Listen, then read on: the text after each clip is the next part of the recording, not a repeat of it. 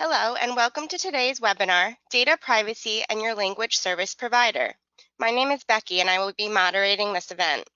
At Lionbridge request, this call is being recorded. Attendees are currently in listen-only mode and have the opportunity to submit questions via the chat box during the presentation. It is now my pleasure to introduce you to your speaker, Douglas Graham. Thank you. You may now begin. Thanks, Becky, and thanks to everybody for taking time out your busy days to join our webinar. I really appreciate you spending some time with us so that we can focus on this important topic. My name is Doug Graham. I'm the Chief Security and Privacy Officer at Lionbridge, and I've been practicing in the field of security and privacy for almost 25 years now in Europe, in the USA, and in global roles across many different companies, both in the public and private side. I spend almost 100% of my time thinking about topics like this and related topics, and I've got a lot of thoughts and information to share. But clearly, we've only got 30 minutes set aside for the discussion today, so I'll try and be efficient with our time.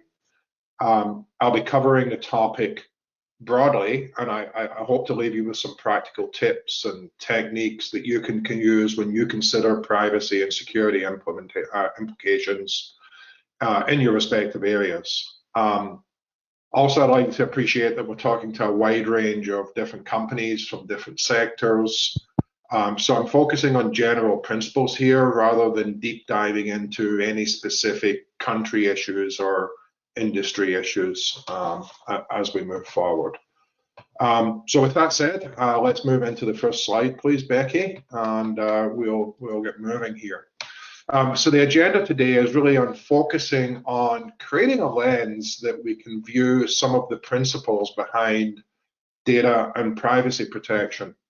We're going to talk about the roles and responsibilities that companies have at a high level, and then I'll dig into exactly how Lionbridge organizes to embed privacy and security across all of our functions and all of our staff.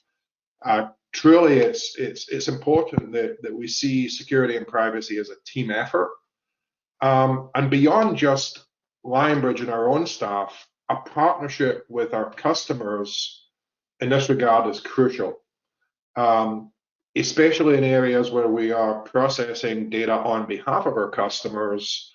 So I'll be offering some suggestions that you can consider to minimize your own risk in this area if you're working with Lionbridge or any other language service provider in this regard. And I'll leave you with some high-level questions that you might want to consider asking your third parties, both in this space and in other spaces, as you're engaging with them moving forward. Let's jump to the next slide, please, Becky. So there are a lot of different elements here as we think about security and privacy. In fact, the regulatory complexity here is just simply staggering.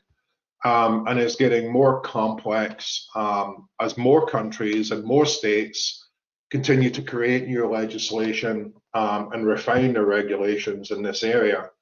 There's obviously a couple of very large, influential things that play here. For example, GDPR plays a huge role in anything to do with privacy. But I think when we get into, if you're going to get into individual cases, then it's important to seek legal advice for the peculiarities of your situation. I spend a ton of time with my own legal department and with external counsel in different countries around this area. I do want to point out that I'm not an attorney. I'm not offering legal advice here.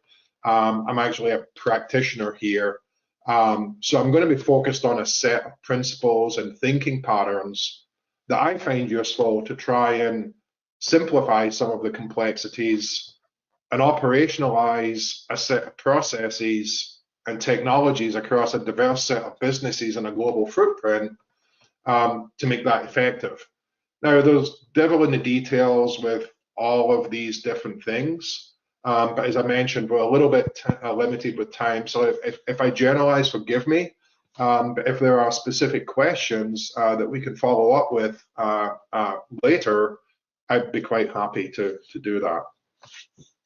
So as a general rule, companies that handle data belonging to other companies, like Lionbridge, need to approach privacy from two role definitions.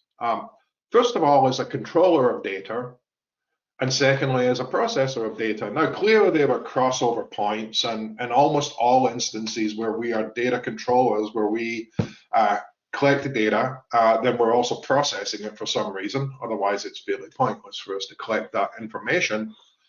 But there are many cases in our line of business where we are processors acting on behalf of a controller, and we'll explain some of these principles as we get through some of the later slides in this presentation. But as we start to think about the concept of data governance, which really underpins almost everything that we do in security and privacy, we tend to look through four specific lenses, and that is usability, privacy, security, and availability of the data. And from a usability perspective, we want to know that, do we have the right data and the appropriate level of quality and integrity behind that data to establish the task? We want to have enough, but not an excessive amount of data. And where that relates into translation and things like that is if we don't need access to the source of the information or the data subject that may be generating that information, and therefore we can avoid bringing in PII, because that's not the information that we're often translating, then we'd rather not have access to that data in the first place. Secondly, is do our stakeholders and the data subjects as appropriate have the ability, this is the privacy concept, to control the data they entrust to us, and are we being fully transparent about how we collect it, how we use it, how we manage it, and what the data lifecycle looks like in general.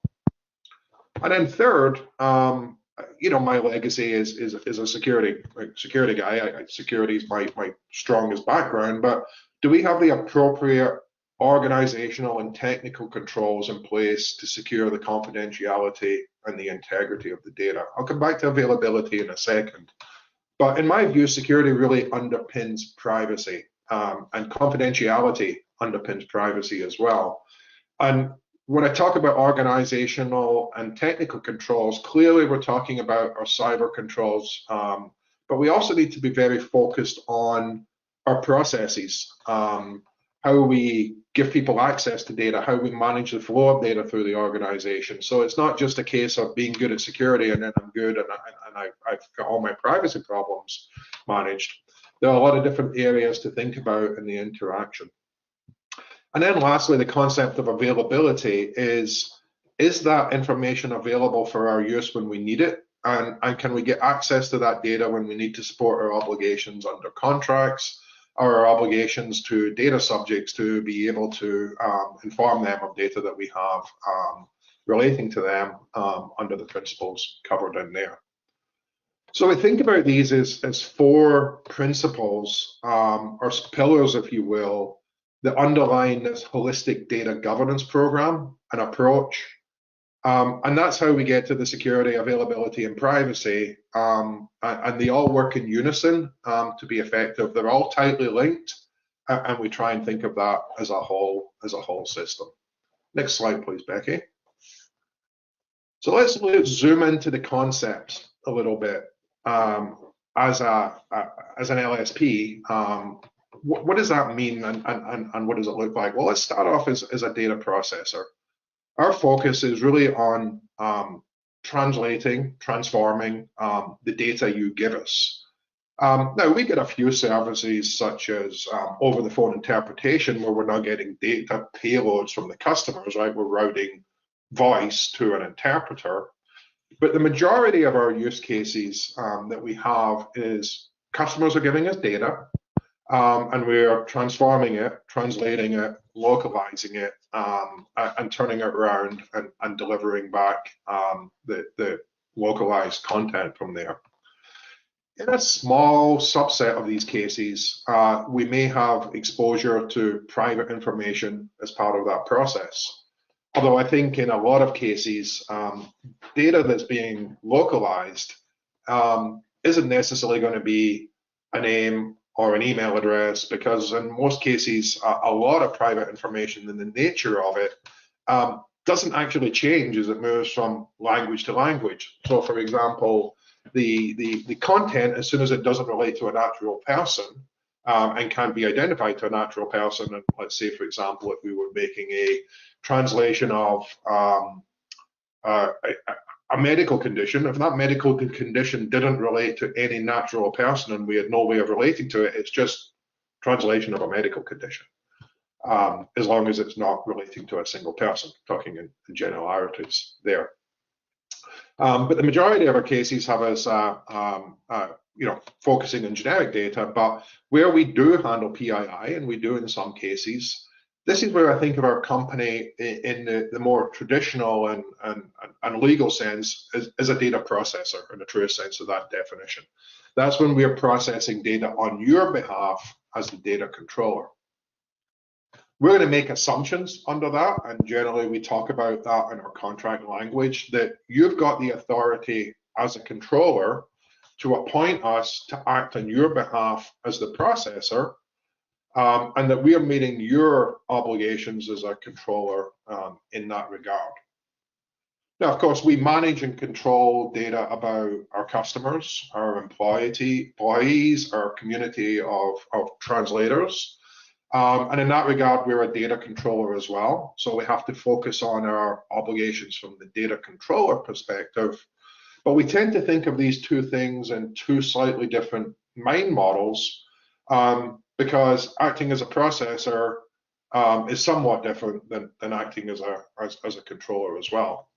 And then in general, any company that's really in business has got a general set of responsibilities from a data governance perspective, beyond just privacy, to operate a program that governs data, both from the privacy principles, but be able to protect other private data such as intellectual property, trade secrets, financial data, and things that come together. So, we get some distinct models there that we use to compartmentalize how we think about things, but again, pointing back to that underlying governance model from there. Let's jump into the next slide and look at some of the protections and principles behind privacy. So really in cases where we're the controllers or processor both, we need to ensure that we only use data for the purpose that was collected. That's the concept of fair and lawful collection. Much of the data that we use as an LSP for our customers is used, transformed, and then returned. And there's not really any reason for us to keep that data for a longer time unless you ask us to do that. So for that point, the data really is single-use data. But where it exists beyond a single use, then we need to ensure that we don't use that data for any other purposes, and that we maintain the accuracy and integrity of that data as we move forward as well. So kind of go back to the top of the list there, the fair and lawful collection, the purpose limitation, the fact that we're collecting data that is adequate and relevant, and that we have the concept of minimizing the collection of data. Now, these principles start to flow down through our organization in the form of policies and procedures. What I've found over time is telling people who are not focused on privacy and security or experts in this space is these things are very vague in general, but specific when you do look at the law. So you have to take these and codify them into the form of policies. And then from there, take your policies down and enforce them into a control structure. And what I find is people generally focus on the specifics of control language. What can you do and what can you not do? And if we give them specific requirements in the form of control objectives, then it makes it easier for people to build privacy by design and build privacy and security into the processes that they build from the beginning. So let me give you an example of that. Is in the form of control documents. A lot of this comes down to the principle of minimum privileges, which is something that's been around for a long time under the concept of security, but making sure that as we design new systems or build new systems, that the privileges are only assigned to the people that need access to that data. And how that rings through into policies, for example, is we have a policy that only people who are working on specific customer accounts and on specific data have access to that data.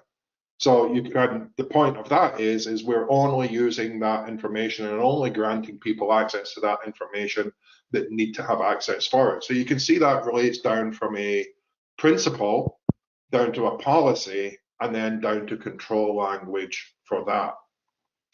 And then that's underpinned by a strong governance model that permeates through the entire Lionbridge organization that set ourselves up for success as we enact these concepts.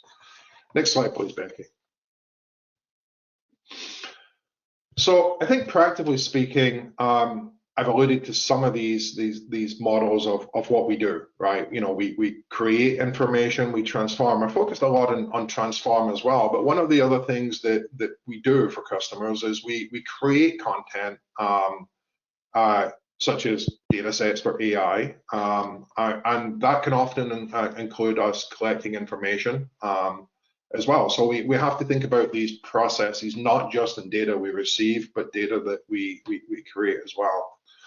We transform data, we test content, and we obviously create data to train algorithms. But explicitly, at the bottom of the slide here, some of the things that we seek to limit is our collection of PII. And that's often a discussion with our customers as to, do you really need to be sending your LSP PII? Is that information that you want to have translated? Or can we implement technical solutions, preferably on your side, because then you're never actually sending the data out of your own control boundary, to redact personal information or sensitive information before it gets sent off? So that's kind of one key tip here is think about, can this information be redacted rather than sent in its native form? We often try to limit data transfer. That's kind of one of the key concepts here, but wherever we do take data from you, then we want to take it through secure portals and limit the number of different ways that data has been sent backwards and forwards as well. We try wherever possible to work with our customers in terms of using whichever method they want us to collect the data and send it back again. And you can imagine there was a wide set of preferences in there. But wherever possible, if you can use things like secure portals, we have a portal we call Freeway that we use to allow customers to upload data. But we must have secure transfer mechanisms. And then once we get the data, we spoke about it earlier, we want to compartmentalize that data and only give access to those that need it and manage the life cycle through the entire creation, update, read as we use it, and then the deletion.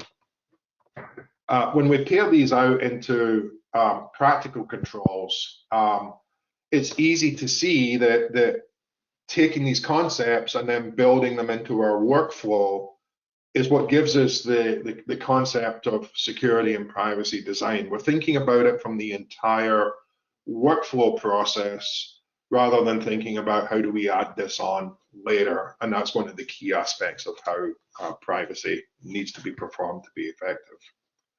So let's jump to the next slide and I'll talk about how we govern that. And I would say that governance is one of the least appreciated things in company, especially by people who don't actually live within a governance function. But for us, we truly believe that security and privacy are team sports, and we want to have it embedded into every single part of our company. So first of all, it's important that whoever heads privacy and security is get full access to the highest levels of the company. Our CEO is ultimately responsible for what happens within the company, as is the board. So we have a direct reporting line for what goes on within the company for security and privacy to the CEO. But the orchestration of all of these principles really falls down between the chief operating officer, who puts together and owns all the operational process controls, the chief technology officer, who owns the technical controls, everything from our sales teams, who are managing the customers, and our project teams who are managing our customers, all the way through to HR, who are managing the resources. So between the individual functions and executive steering committees, that's where the responsibility ultimately lies within our company.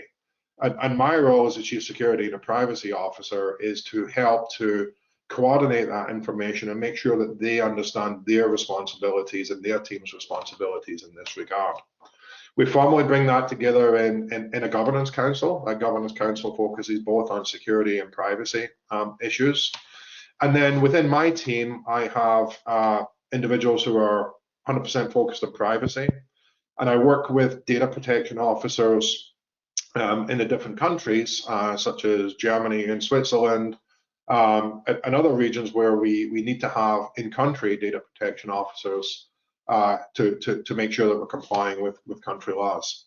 And then that interfaces in with the rest of the security GRC team, and that's, if you will, the security and privacy office in the center there. But these then all reach down and they are implemented across the Lionbridge divisions and regions and business units across the company. So our model here is a centralized governance model, but we drive the execution into a distributed model through our divisions and our business units and our departments. Next slide, please. So really, with all of this said, I mentioned earlier that we need to work together to ensure the security and privacy of data, and we can do so much, obviously, for the data that we are sent. But I think there's a role that you have when you're working with an LSP that helps to minimize your own risk within this place as well. The first step is rather obvious, and that's your own processes for the collection of private information in general. As I've said before, if you must send us private information for translation, we explicitly want to know that we're getting private information, because we need to have a database and we need to understand where this private data is flowing. That's one of the principles, right? You have to understand that you're getting it. And I emphasize this because it's important that you tell your third parties, you should know within a real strong sense of whether you're sending private information or not.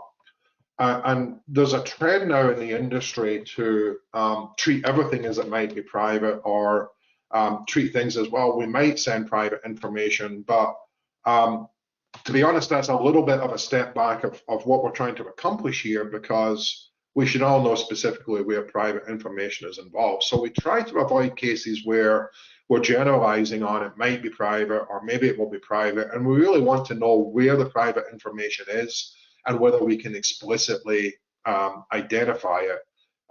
That's really important for privacy data flows. It's important for you and it's important for your providers that you can properly identify that. And then where possible, we touched on this earlier, is can you redact or remove the PII before you send it to a third party? And that's not just applicable to a language service provider, but I think it's applicable in many cases where you send data out for processing it. Can that processing be done in a de-identified form? Can it be tokenized in a form that the people you're giving it to can't relate it back to a natural person? Can you use your technology output filters, preferably, to scrub information out of data? Or can that be done on the input side? We've got a robust set of input filters and regular expressions that we can filter on many of our technologies, so that we can scrub that data out of the data flow. But again, do you have these technologies, and have you considered these technologies as well? And we make the assumption that you've got the rights to collect and then share that information with us when you send it to us. But it's important that, again, you verify that before you send it off to your LSP. And then one thing that I still find myself somewhat surprised on is there are many so-called free services out there, I think, where people are sending data to on a regular basis and clicking through click wrap agreements. And there's an old adage there that basically says, if you're not paying for the product, then perhaps you are the product. So I would consider strongly that the business models behind third parties that are offering free services in this area, simply behind the fact that there's quite a cost to operating a security and privacy program. And I know that we work very carefully with a lot of customers on making sure that we get the right terms and conditions and that we understand the flow of information. So I do some diligence, if I was you, behind some of the things that have happened to other companies in the past around loss of data and controls and these services, where you haven't put together a formal working agreement in place with companies that you share data with. And then lastly, moving towards the last slide here, please, Becky. Here are some questions that you may want to think about asking your provider. For those of you who work with your own information security departments, I can pretty much guarantee you that they've probably got 100 questions or more questions that will go into many more details behind this. But I find that if I have a discussion with a supplier of mine or with other companies, answering these questions will typically give me a good sense of whether they have thought about this sort of stuff. Is it important to the customer? Sorry, is it important to the company, or is it a side product? So first of all, do they have somebody who spends 100% of their time thinking about security and privacy? Do they have a chief information security officer who's got access to the highest level of the company, or is there somebody that's buried deep down within the organization that's there to check boxes? Is there a dedicated team there and a dedicated budget to build security and privacy into the function? How is privacy handled? Is that dedicated? Is there a compliance process? How will they conform with privacy principles in general? Do they have DPOs in the countries where DPOs are required? Does the company do regular testing of their technical and operational controls to make sure they fail? Simple question to ask is, how will you limit access to the data to those that need to know? Do you have secure portals and mechanisms for data transfer? How do you suggest that that's done? How do you manage vulnerabilities within the environment, right? You can build an environment and 2 weeks, 3 weeks, 4 weeks later, we're going to find vulnerabilities in that environment. How often are you patching? Are you keeping these vulnerabilities up to date? Do you have access logs? Do you have centralized logs? And do you have an incident response team that's able to look at these logs and respond quickly? And do you have processes and technologies in place that can redact information and PII if necessary? And then lastly, what procedures and processes do you have in place to train your entire organization behind the concept of security and privacy and cover these principles? So with that said, we're running up on the end of time here. I think we may have time to take a couple of quick questions if there are any, Becky. I do thank you for your time here. I truly appreciate you spending. Hopefully this was useful for you. And again, if you've got questions, I'll take them now or we can follow up with them later. Thank you, Doug. We did have a question or two come in. For anyone who needs to drop, we are recording this session and are going to email it out afterwards. One that came in, what are some examples of things that could go wrong when using free online translation apps? Sure. I think there's if you do a little bit of Google searching, I don't like to point fingers at any particular companies, but I think if you do a little bit of searching around there, it relates to the use of the data and whether that data is going to be used for other purposes. Are they going to market? If there is contact information in there, are they going to market? Are they actually using this to profile you as a company or you as a person? I think we all know some of the concepts of what some of the large technology providers out there can collect around people. So I think the bottom line is you're giving more information and you may not necessarily have a full view of how they are going to use that information and or whether it will be used at all. When you deal with a company like us, we are not going to use the information except in the purpose that we've explicitly contracted for.